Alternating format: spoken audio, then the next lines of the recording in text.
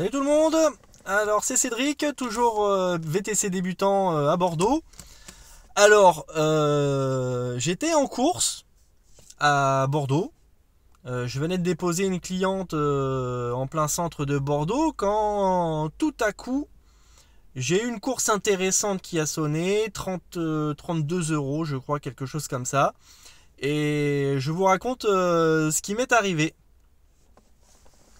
Alors, la course était pour quelqu'un qui s'appelait Amélie, enfin, qui était censé s'appeler Amélie, puisque vous allez voir un petit peu ce qui m'est arrivé. Donc je me suis... voilà, j'ai accepté la course, 30 et quelques euros. J'y vais, c'était à quoi? Même pas 5 minutes de là où j'étais, donc intéressant quoi. Une course comme ça, qui sonne, qui est vraiment à côté de toi, c'est intéressant. Donc je me rends sur le lieu de prise en charge et sur la route je reçois des messages. Bonjour, c'est Amélie du service client Bolt.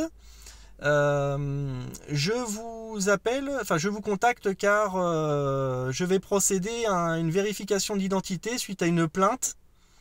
Comme quoi il y aurait un client qui se serait plaint que je ne sois pas la personne à qui appartient le compte. C'est bizarre, hein. Alors ça a éveillé quand même mes soupçons tout de suite, hein. Ça a quand même éveillé mes soupçons.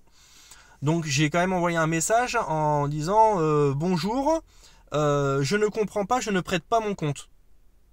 Voilà. Elle m'a répondu un autre message sur la route en me notant une personne s'est plainte, veuillez me confirmer votre adresse email. Et là, j'ai trouvé ça bizarre. Si vous êtes VTC ou même dans la vraie vie, enfin dans la vraie vie, en tout cas dans la vie, les applications, les banques, les organismes en tout cas où il y a des données sensibles telles que tes coordonnées bancaires, etc., ne te demanderont jamais par message comme ça tes identifiants, que ce soit ton adresse email, ton mot de passe, ton numéro de téléphone ou des choses comme ça. Ils te le demanderont jamais. Donc moi j'ai l'habitude de ce genre de choses parce que j'ai déjà fait des formations sur les risques liés à l'utilisation d'Internet. Donc ça a éveillé mes soupçons. Donc je lui ai envoyé un message en lui marquant veuillez m'appeler s'il vous plaît. Et à partir de ce moment-là, j'ai plus de contact par message. Donc vu que tout ça c'était pendant que j'étais en train de conduire entre les feux rouges, je répondais aux messages. J'arrive donc à destination, c'était pas loin, et il y avait une Prius qui était devant moi. Le gars sort et vient me voir, donc un collègue, et me dit t'as reçu un message avec une adresse mail, on te demande ton adresse mail, etc. Et je lui dis bah oui, mais bon. Et il me dit ouais, c'est une arnaque, tu peux partir, annule la course, tu vas perdre ton temps.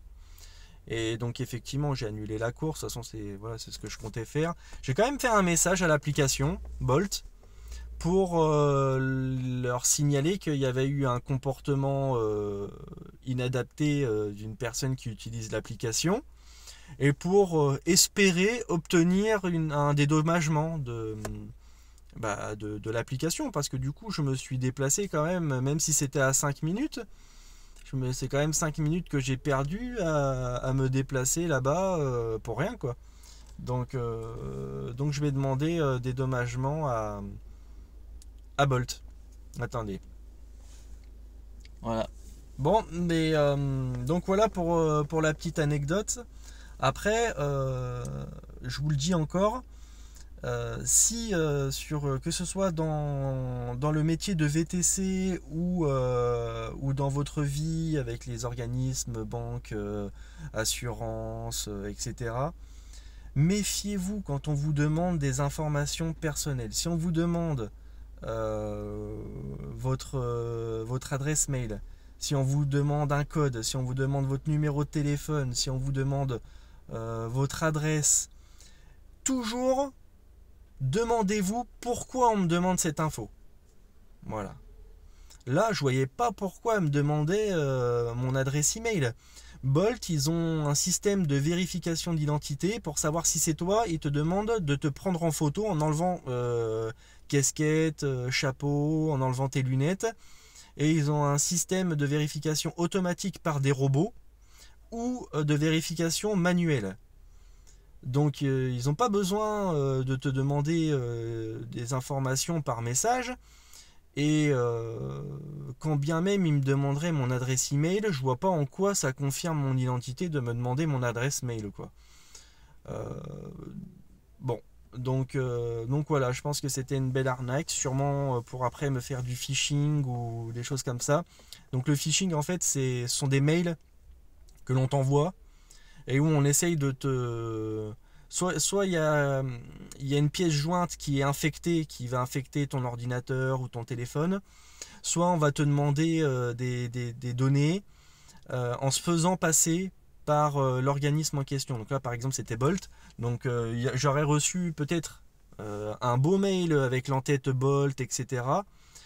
Mais en y regardant de plus près, j'aurais vu que l'adresse email de comment dire, d'expédition, ça aurait été un truc un peu bizarre.